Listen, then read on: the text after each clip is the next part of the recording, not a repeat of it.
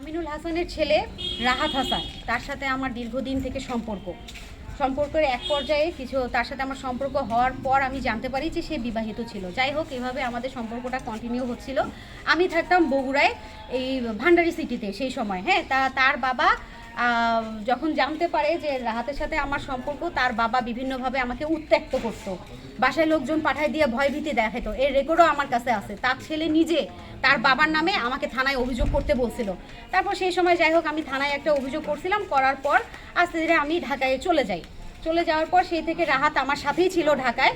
তো বিয়ে শাদী করতে নানান তাল বাহানা সে করে, বিয়ে করতে চায় না।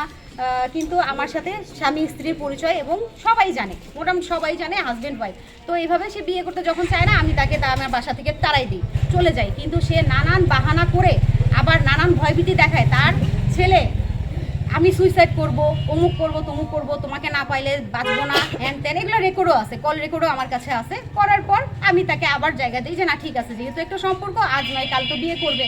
এইভাবে বিয়ে হওয়ার পর এক পর্যায়ে আমাদের বিয়ে হয়।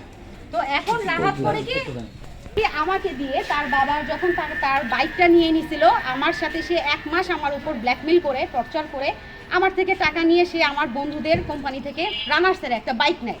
সেই বাইকের টাকা কথা ছিল যে আমাকে, হ্যাঁ আমি ওয়াইফ, তার কথা ছিল যে সে বাইকের টাকা পরিশোধ করবে, সেটা সে পরিশোধ করেনি। আমাকে দিয়ে ব্র্যাক ব্যাংকে লোন নেওয়ায়, এখনো আছে আমার কাছে কাগজ, আমি নিয়ে আসছি। ব্যাংকে লোন নেওয়ায়, এই যে এখানে হাজব্যান্ড ওয়াইফের নামও আছে, কাগজও দেখাতে পারবো, হাজব্যান্ড ওয়াইফের নামও আছে। যে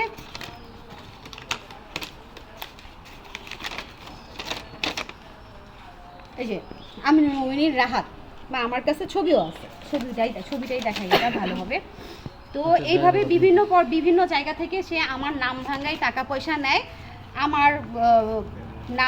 তারপর সে টাকাগুলো শোধ করে না, বাসায় থাকে, বাসা ভাড়ার যখন দেওয়ার সময় হয় সে পালায় চলে আসে। তারপর আবার যখন আমি সমস্ত কিছু শোধ করি, তারপর আবার 1-2 মাস পর্যায়ে, এরকম এক পর্যায়ে চলতে আমরা 2 বছর মোটামুটি ভালো ছিলাম।